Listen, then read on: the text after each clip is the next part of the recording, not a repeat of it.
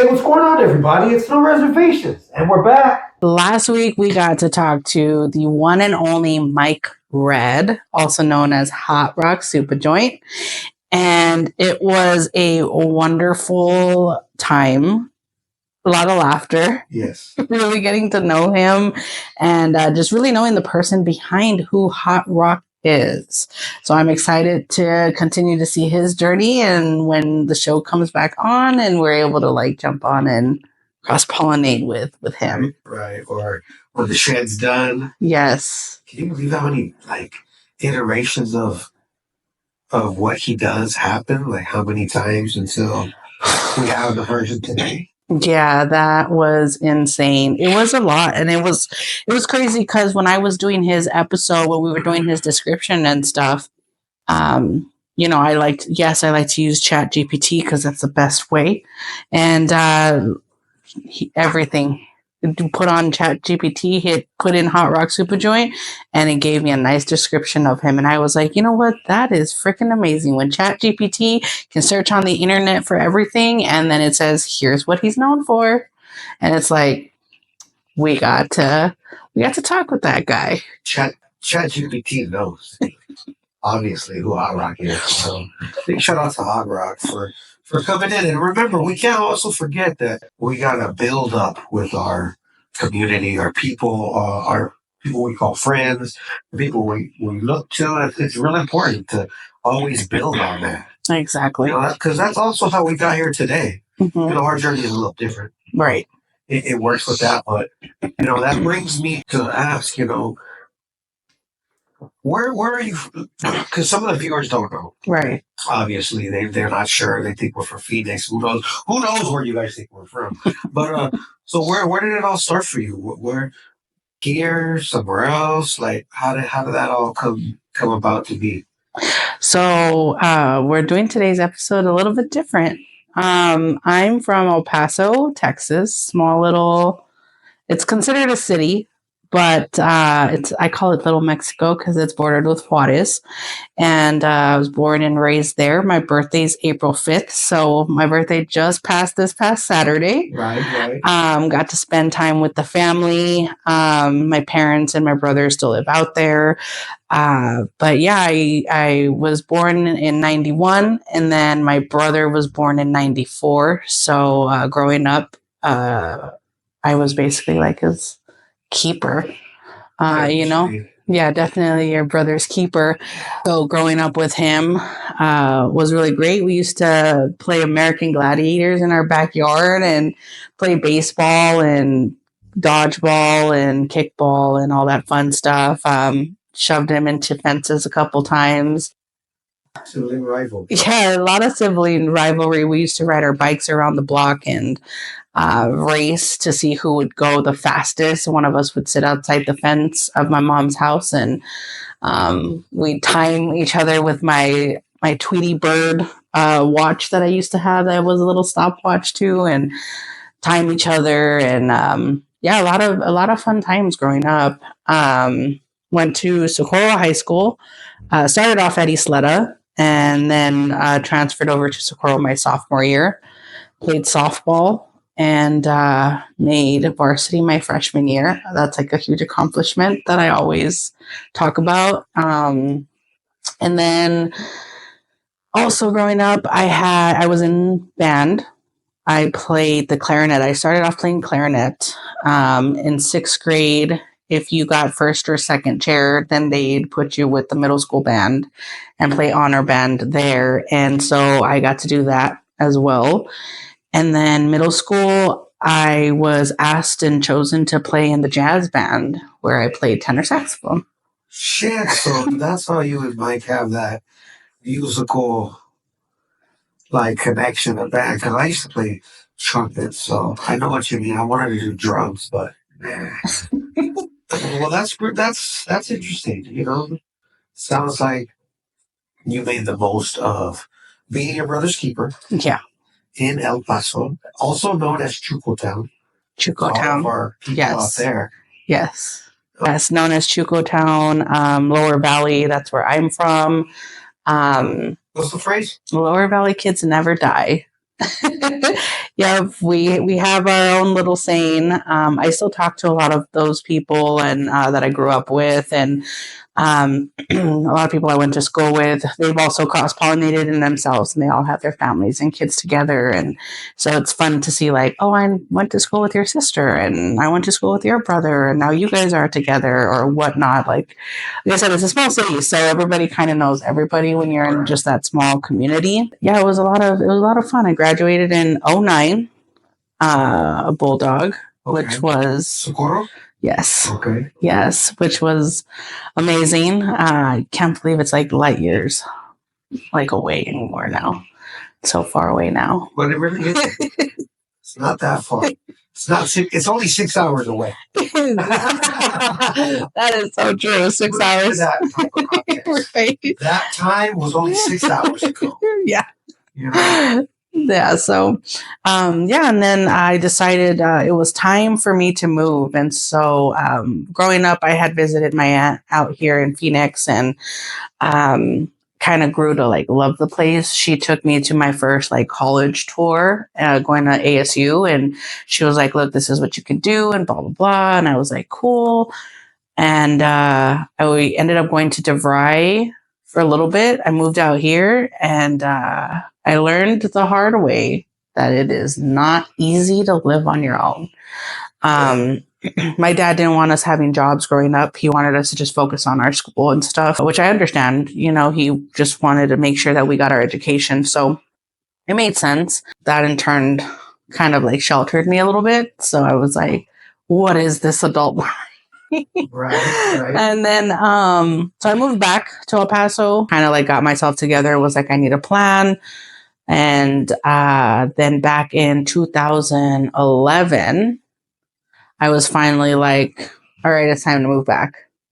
This time my dad was already over here. My brother had moved out here and went to school here. And it was like time. I was like, all right, it's time for me to make something better of myself. Cause, you know, I had Alexis and she was only, what was it, like 7-8 months old. And I knew I didn't want her being there and growing up. And so moved out here in 2011. 2 to 3 days after I moved out here, I went searching for a job and literally was circling stuff off the newspaper and found a couple places and was like, all right, let's try this place and try that place. I'd put in a couple applications, and the last place I stopped at was a place off of 23rd Avenue in Peoria, and went in and put in my application, did my interview, then went and read a script, and then from the script went and talked to somebody else, and I ended up getting that job. But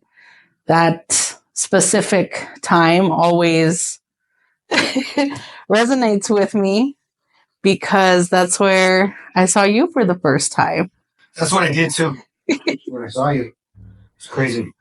I was like this because it was a call center like spot, making some money and shit like we did back in the day.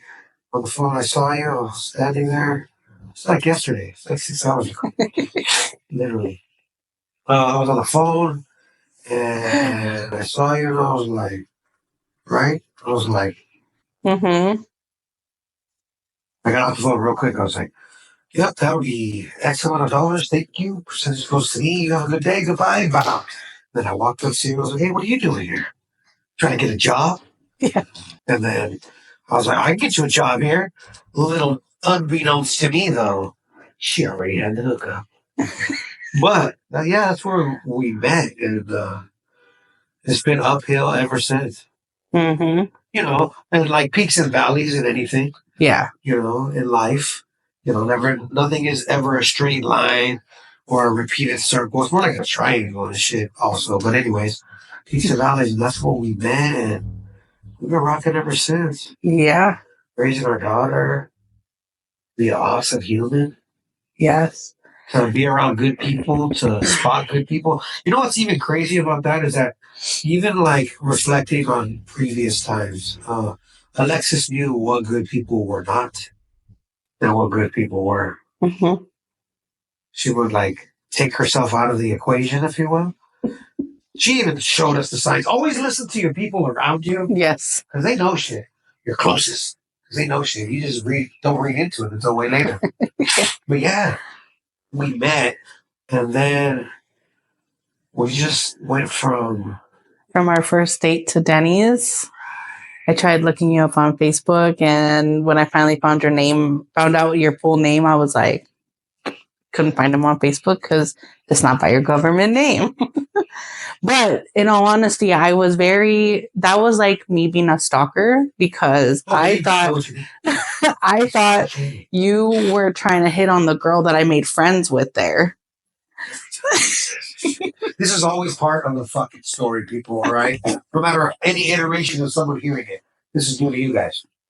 Yes, I thought you were hitting on the girl. I think her name's Melissa. I still talk to her on Instagram every once in a while. So right. She lives out in Texas. She lives out in Texas now. That's pretty ironic. But yeah, I thought you were talking to her because you'd sit with us at lunch and you'd like try to talk to us. But I didn't realize you were really talking to me. And I was just eye contact too. Yeah, eye contact. It was always up here, never anywhere else. Right. So it was. How the fuck did she think I was? Anyway.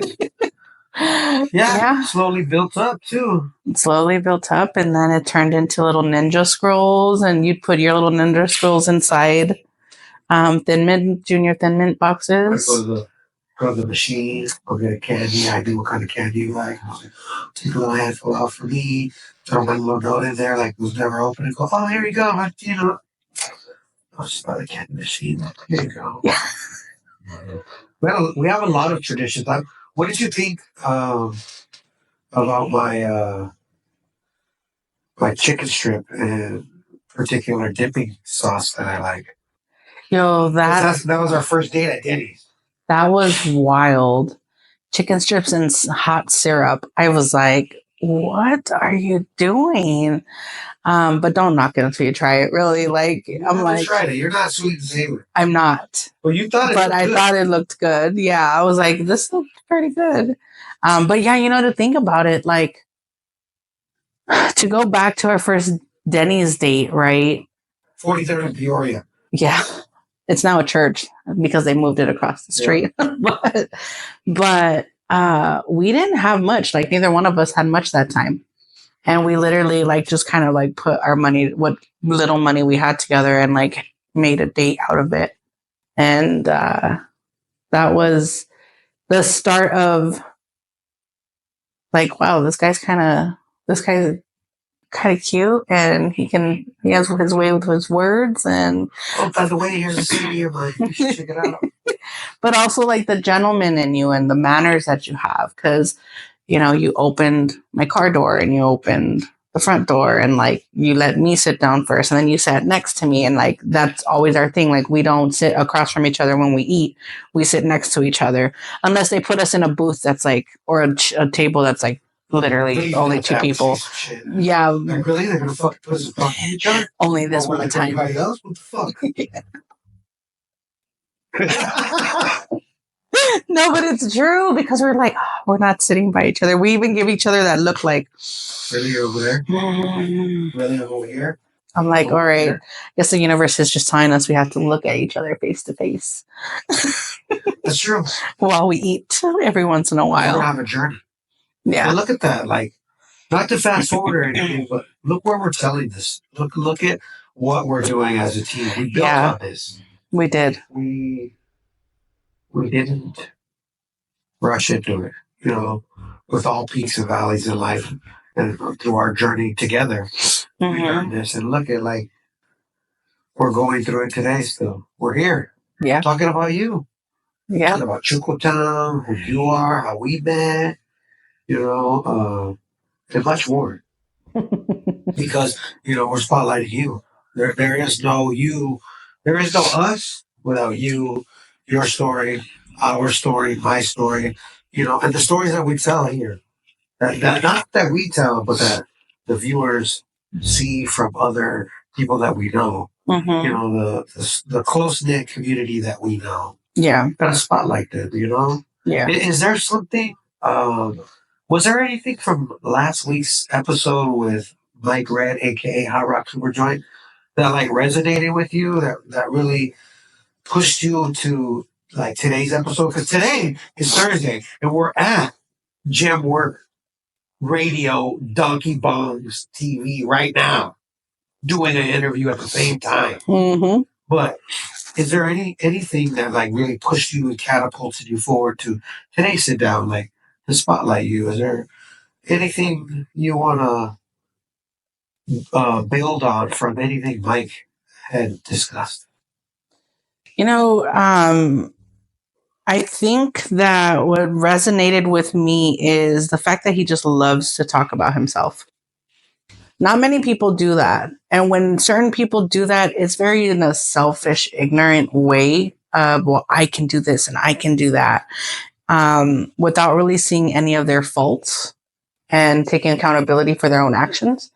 And with Mike, it was very much, yeah, I like to talk about myself, but in a way where he lets you know that there were other people that helped him as well. And he gives, but he also takes. And it's a very much like a give and take situation. But he's very much like this person that just likes to be out there and talking about himself and the people around him. And he knows his faults. He took accountability for the stuff he did. And it just resonates even more. And so I'm very much, I learned a lot because in El Paso, it's a very, like I said, it's so small. So you kind of stay in this like closed minded type of way of thinking. And when I moved out here, it was the second time. It kind of opened up my eyes because that's where I started losing friends, especially like I lost my best friend I had known since middle school out of nowhere too. Like literally, like if I would have known what I did wrong, I would have taken accountability or whatever. But she just cut me off cold turkey. And like that made me learn that I can't trust everybody. Because in El Paso, everybody helps everybody. You know, in the where I lived growing up, it's a big circle. It's literally called Coloma Circle. And everybody knows everybody. And everybody that still lives in that community is the same people. Yes. Like, you know, so we all grew up together. Like I played with the kids that lived across, like on the opposite side of the circle. And we used to ride but that's how I learned how to ride a bike and ride rollerblades because you know, those kids taught me. And, you know, down the other way where other girls that, you know, are like Alexis's cousins now and like all of this other stuff. So it like was a big old community. And so we were very trusting. We could leave our doors unlocked and it was totally fine.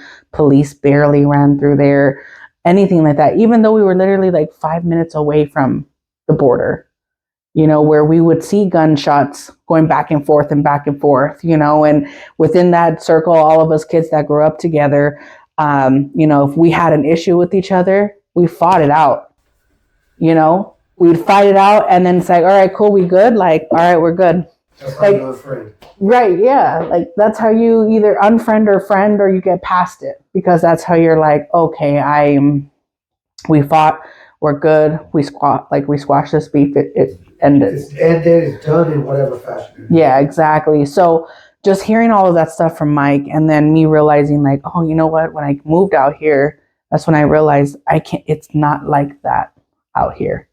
It's very much a very like, you have to just protect your peace. And it took me a lot. You know, I learned a lot out here. And I've learned a lot in the last like 8 years now, 8 or 9 years now, from doing therapy and just really grasping. I didn't realize that all the traumas and issues that I had stemmed from being out there. But, you know, I took it and I didn't let it define me. I let it kind of help build me up to be better. And I think that's what definitely helped in our relationship too, because, you know, it wasn't always peaches and creams growing up. So here we are, like, where I'm like, oh, okay, Mike, I see what you're saying.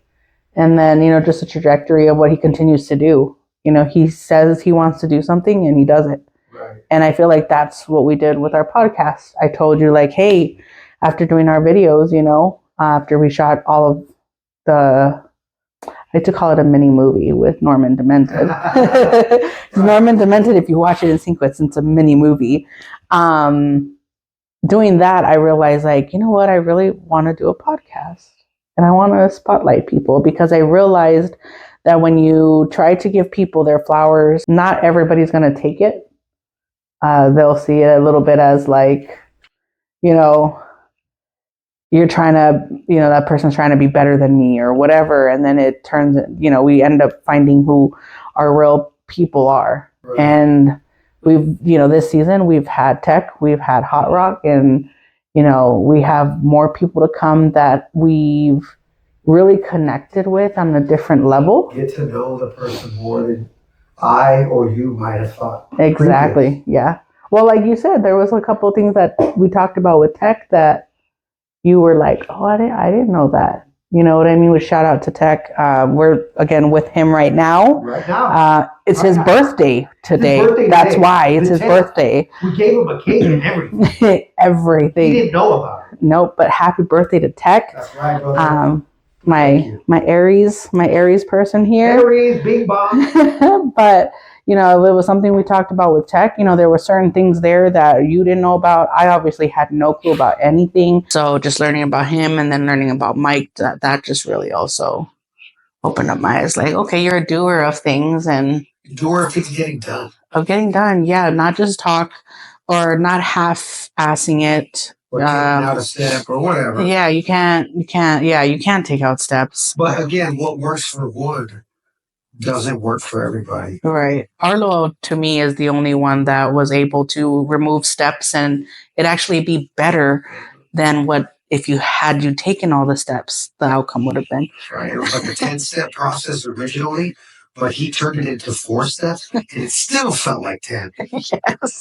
He's the only one that can do that could skip parts and be like, I could do this. Why do I got to do all of this? Like his brain just worked completely different. It did. And, your brain working the way it does, you can do math with your eyes closed. And you're like deducing equations and shit like that. But the way you think really, it's not that we switched mentalities or ways that we move forward, but I really had to listen, really, instead of not indirectly listen to you, but the way you think, we think differently. I'm a different kind of thinker, so I didn't see what you were telling me in the past, that really listening is important. Really letting somebody express themselves and their full thoughts. Because if you do that, it makes a better you for others. So that was a big thing. And even to this day, it still resonates. Because, again, I always jump back to this. Lord, this, evolving and making something better for the better of everything. Right.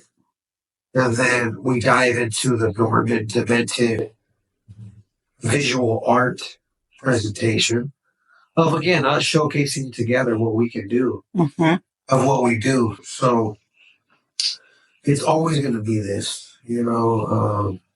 it's always yours. I'm always in your corner, like you're in my corner. And for us to be here today doing this, sharing it with the world, because I also remember it's important what we're doing. Right, it is. One thing I do remember is that it also started with showcasing people's, giving them their flowers, but also because it was like a turning point.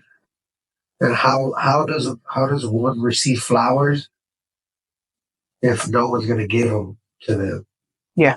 Because it's a gatekeeping kind of mentality. At times here in Arizona, in Phoenix, the community, I hate to say it, there's a term that goes, a Mexican is going to hate on the next Mexican coming up because that's the way it is. That kind of place here, if the community as a whole could work together, it would be great. Working together is important. Reading the signs, having a game plan, not cutting anything out. You don't know anything. How do we stand out amongst everybody doing something like this? But we got it figured out in the sense that we have something figured out and we're learning every day. Yeah. And that's what I'm saying is that's what I learned from you. Just take it easy. It's gonna come together. Just relax. Do the first thing. Be like Mike. Get the things done. Yes. It's like you said, in a small town. Everybody knows everybody. Mm-hmm. So this is like a small town. How do we stand out? We stand out because we're spotlighting people. We're a husband and wife team. And we have our own story of how we got here. But in the meantime, let's showcase some people that deserve a spotlight on them. Yes. You know, you're gonna learn. You're gonna learn about somebody when you listen and pay attention and just watch. Mm-hmm. Like I watch you all the time, and you watch me, and we're here today. Yeah. Does this spark any sort of other creative realm for you? Us doing no reservations. Is there something that is inside of you that might be brewing a little bit? That's also you that you've never ventured in? Because you and I have never done this. Yeah, we haven't. Full on. This whole version of this, never. There hasn't been. I've actually just been studying how to make this better. Although we have what we have down, and we have our process and our consistency for it. But there are certain things, where I'm like, oh, we could still be better this way and that way. And, I like to be able to finish one thing before I start another. And so my creativeness right now is just watching these different podcasts and listening to them and trying to see behind the scenes of everything of how they do stuff. Like, well, what are we doing that they're not doing, or what are they doing that we're not doing that we could probably like use and stuff like that. So it's just what's funny is watching the Kardashians and seeing how Chloe set up her podcast. Okay, maybe it's time to expand how we sit, how we do this, how we do that. Right. So that I think is starting to really rile me up and like, okay, I feel like we could invest in ourselves a little bit more and get ourselves a little bit something else, but Right. still keeping our aesthetics of what we have. Right, maybe next season. Yeah, exactly. Maybe next season. Each We'll season. It at the end of the season. Who knows how we're going to roll it out, but yeah, we'll have a demo version of it for you like last season. Yeah, demo versions because, we have a couple of things in store where we're actually not in our studio type of way. And so I'm excited to really showcase that. Yes. Oh, man, that's like right around the corner, man. Literally. Yes. The guest we have coming on is going to be great. Yes, I can't wait to... Next week's guest? Next week's guest. He has a soft spot for El Paso. He does.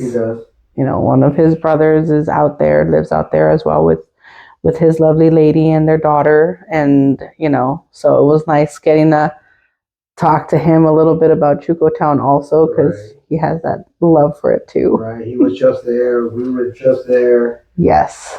We sat down with him. It was great. Like learning about people. Yes. Because it's not just, although we've had a lot of people that, we've met through the music community, because that's like, where a lot of this, where we venture into. But my bad, by the way. Sorry, I do music and I know everybody pretty much. No, but that's a good thing, because you might know them in that particular realm, but you don't know that person. Like, or you think you do. And you don't. Yeah. There's certain people that we're just like, oh, you're not the person we thought you were. Okay. But it is what it is, and we continue on. But yeah, like, we've had that small knit community, where everybody that we've talked to has been music, but we're not just about the music. We're trying to get to know that person, because there's a story behind what they do. And I want to know what your story is. I want to know who you are as a person, and like we've said, we don't just allow anybody in our home. After a certain time, we were like, you know what, we need to protect our peace and we need to protect our home. And we don't need that negativity to be around. And after doing that, it's definitely weeded out a lot of people, but it's also brought those people that we maybe kind of had in the back, push them forward. Right. And we get to know those people even more now. Right. We didn't push them intentionally. It's just a lot going on. Yeah, exactly. We had to trim the fat. We had to cut the grass, if you will, to reveal the snakes. Yeah, exactly. Yeah, I feel like it was one of those things where You know, I'm a big like steak person, and as a as I like to cook my meat, I like to trim the fat to get to the juicy part of it because that's what's going to fuel my body. Right. Which I now really want a steak. But I feel like that's what you have to do with with your friends and chosen family is, the chosen family are those meaty parts that fuels your life and your soul. The protein. Yeah. Your life needs. Yeah. Your soul needs. Mm-hmm. So we're learning about that. We're learning about good people. It resonates, ironically. Our next week's guest says, you have to have good people around. We've said that so that our daughter could be a better human in the future. Yes. From now, but also in the future. Because, like you said in the beginning, your manners, right? Open the door for you, sit after you, open the door in general for you. Yeah. Please, thank you. A lot of adults we've encountered are very shocked that our daughter has such good manners. Yes. Because the people that taught us manners, fuck. They all of a sudden lost. Yeah, they all of a sudden forgot their manners. Be nice to me all the time. Fuck. Who the fuck are you? Be nice to you? Excuse me, motherfucker. Please.